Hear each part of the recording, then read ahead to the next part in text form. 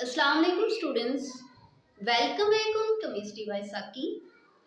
Students, कल हमने hydrogen spectrum को डिस्कस किया और हाइड्रोजन स्पेक्ट्रम में दो इम्पोर्टेंट शॉर्ट क्वेश्चंस को देखा।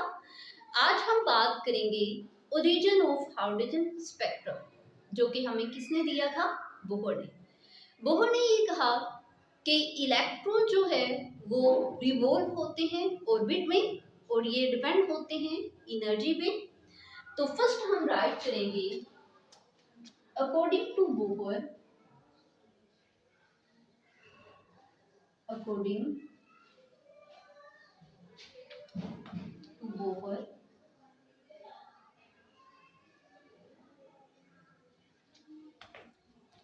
Electron revolve,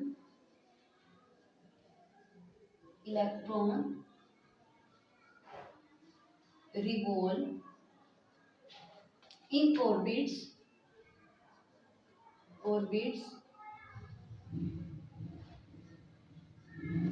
depends on,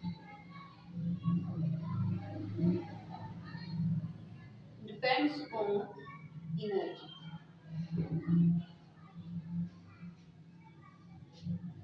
students, अगर अगर हम हाइड्रोजन गैस को क्लोज करें बीकर के डिस्चार्ज ट्यूब के अंदर, ये हमारे पास क्या है? Hydrogen gas. स्टूडेंट्स, इस हाइड्रोजन गैस को हम कनेक्ट करेंगे बैटरी के साथ, और जब बैटरी के साथ इसको हम कनेक्ट करेंगे तो इसके नतीजे में करंट प्रोड्यूस होगा। अब इस करंट की वजह से जो इलेक्ट्रॉन्स हैं वो लोअर से हायर ऑर्बिट में मूव करना स्टार्ट कर देंगे। अब जैसे कि हमारे पास ये एक एटम है, इस एटम के सेंटर में न्यूक्लियस होगा और इसके सराउंडिंग क्या होंगे? ऑर्बिट्स। अब स्टूडेंट्स, यहाँ पे जो इलेक्ट्रॉन है वो हाईली स्टेबल फॉर्म में होगा। अब ये जो इलेक्ट्रॉन है ये इस ऑर्बिट से आउटर ऑर्बिट में मूव करना स्टार्ट कर देगा। जब इस ऑर्बिट में ये आएगा तो ये हमारे पास क्या होगा? अनस्टेबल फॉर्म में। अब स्टूडेंट्स, ये अनस्टेबल फॉर्म में क्यों होगा? क्योंकि इसका जो डिस्टेंस है न्यूक्लियस से वो बहुत ज्यादा है, जबकि इसका जो न्यूक्लियस से डिस्टेंस है बहुत कम है। अब इसके नतीजे में एनर्जी क्या होगी? रिलीज होगी। स्टूडेंट्स, जब एनर्जी इसमें क्या होगी?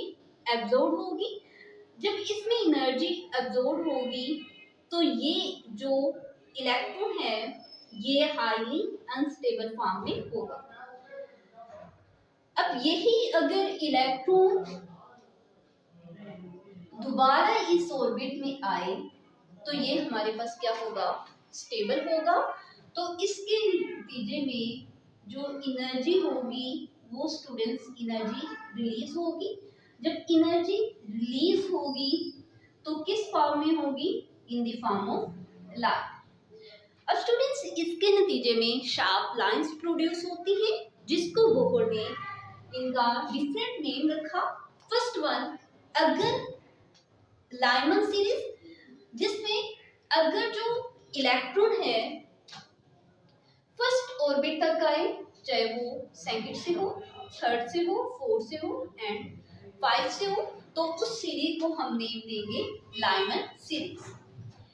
लेकिन अगर जो है इलेक्ट्रॉन सेकंड तक रहे, यानी third, fourth, five and second तक रहे, तो उसको हम नेम देंगे, उसको क्या बोलेंगे? Lyman series. अब स्टूडेंट्स, थर्ड वन हमारे पास क्या है? पैशन सीरीज, जिसमें इलेक्ट्रॉन जस्ट थर्ड ऑर्बिट तक ही रहेगा, 4, 5 एंड नीचे, इससे नीचे नहीं जाएगा, तो उसको हम नेम देंगे पैशन सीरीज का।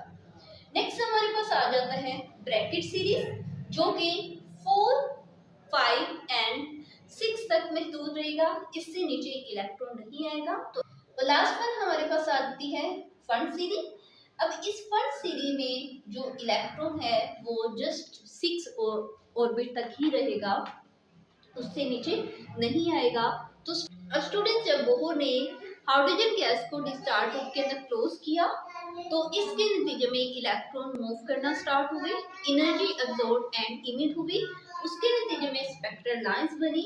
स्पेक्ट्रल लाइंस को बोहर ने डिफरेंट सीरीज का नेम दिया, जिसको हमने यहाँ पे इंट्रोड्यूस जिसको हमने यहाँ पे डिस्कस किया, जो कि एज अ शॉर्ट क्वेश्चन के हवाले से भी इम्पोर्टेंट है। अगर इसके ओरिजिन की बात करें तो इलेक्ट्रॉन रिवॉल्व होते हैं ऑर्बिट्स में। जब ये एंटर होते हैं, मूव होते हैं लोड से हायर ऑर्बिट में, तो एनर्जी अब्सॉर्ब करते हैं। लेकिन जब बैक सेम एनर्जी में जाते हैं तो इसके नतीजे में एनर्जी रिलीज होती, जो किसकी फॉर्म में होती है? लाइट की फॉर्म में। अगर इस close hydrogen gas in a discharge tube and connect with the battery, the electron move from higher to low to higher orbit by absorbing energy। तो ये स्टूडेंट्स हमने आज डिस्कस किया ओरिजिन ऑफ हाइड्रोजन स्पेक्ट्रम। कल इंशाल्लाह हम बात करेंगे calculation of wave number of photons की। तो मिलते हैं नेक्स्ट लेक्चर में, तब तक के लिए अल्लाह हाफिज।